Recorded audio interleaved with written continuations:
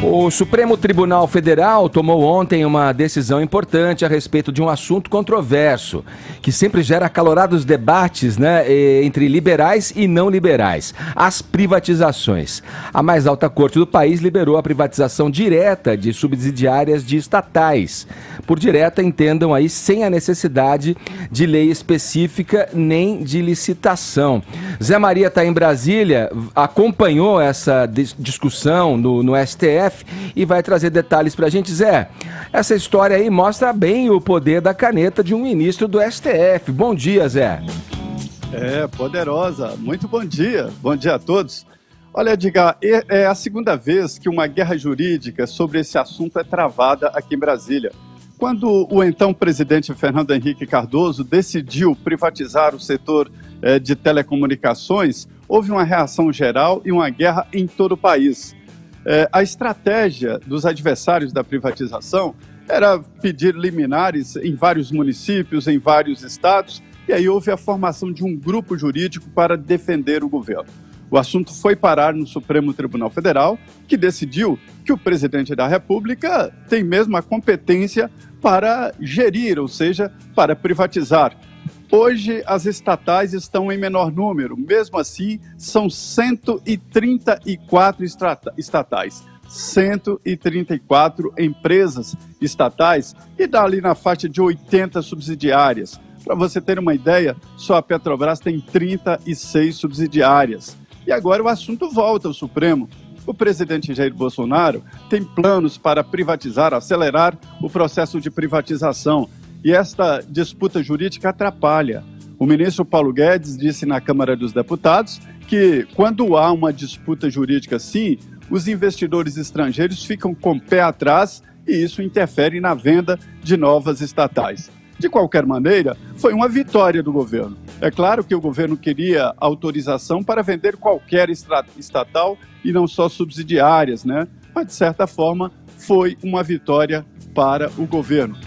Edgar, o prefeito e o governador também serão atingidos por essa decisão do Supremo. Mas se eles são os eleitos para gerir, eles tinham que ser também os responsáveis por vender ou formar novas estatais, Olha, você falou em 80, Zé, só de subsidiárias, né?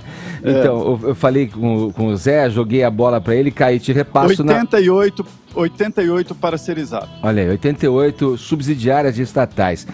Passei a bola para o Zé falando do poder da caneta aí, da importância, de um ministro do STF corroborar, com a decisão, com a ideia do próprio governo de turno de fazer esses implementos e essas privatizações, Tá aí uma prova de que o poder da caneta do ministro se faz valer aí nesse caso.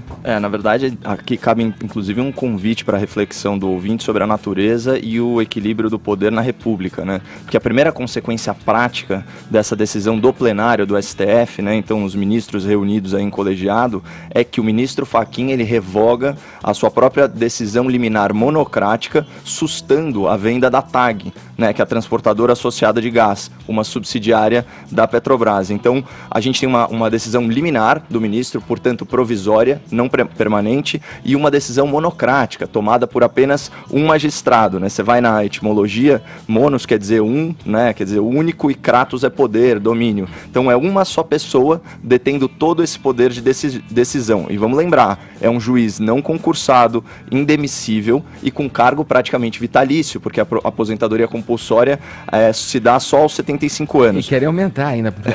É isso. Às vezes querem aumentar, às vezes querem diminuir, depende do interesse político de turno, E é um juiz nomeado nos estertores de um sistema político cleptocrático, por critérios essencialmente políticos, Então, um homem tem esse imenso poder de empatar, Edgar, um negócio bilionário. Essa decisão monocrática aí do ministro Fachin, ela tinha assustado 90% da venda, aliás, de 90% das ações da TAG, que é a subsidiária de gás da Petrobras, por pasme, 8,6 bilhões de dólares. Isso é praticamente 35 bilhões de reais, certo? Então é uma canetada de bilhões e bilhões. E a caneta, nesse caso, estava nas mãos de um ministro desse Supremo nesse sistema político. Então, eu recomendo aqui os artigos, vários artigos do professor Modesto Carvalhosa sobre a reforma política aplicada ao Supremo Tribunal Federal, porque a gente precisa mudar as leis de nomeação, mandato e competência do STF. Não faz sentido um superpoder numa democracia que se pretende madura, até porque superpoderes criam supervilões. Ô Zé, quer complementar pra gente? Eu tenho um outro assunto para falar com você. Você quer fazer uma linha para fechar esse, Zé? Não, é só dizer que o ministro Ricardo Lewandowski, através de uma liminar, tinha proibido a venda de subsidiárias e de empresas sem a autorização do Congresso, e vale também para as assembleias, né, no caso de estatais dos estados. Mas eu acho bem antigão esse trem de estatal, quer dizer, muito estatal, tem que diminuir isso aí. É tipo calça boca de cima. Zé, aliás, essa decisão do Supremo, ela é consequência de uma mudança de paradigma, né, na relação do poder público com a atividade econômica. O governo do Brasil, Edgar, ao longo de décadas e décadas, ele se provou aí um mau empresário e um péssimo gestor, né? Ele é monopolista, ele é perdulário, ele é ineficiente, isso quando não é corrupto. E desde os primórdios... bom para os funcionários, né? Os funcionários das estatais, é muito bom ser funcionário de estatal. Maravilhoso, né, Zé? Ganha acima do valor de mercado, né?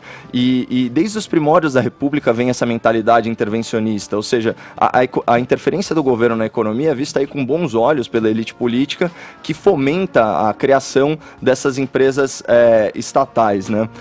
Esse final de semana eu vou lá para o Rio Grande do Sul participar de um painel do Congresso do Movimento Brasil Livre. E isso me fez lembrar só um péssimo exemplo de intervencionismo que está inscrito na Constituição Estadual do Rio Grande do Sul.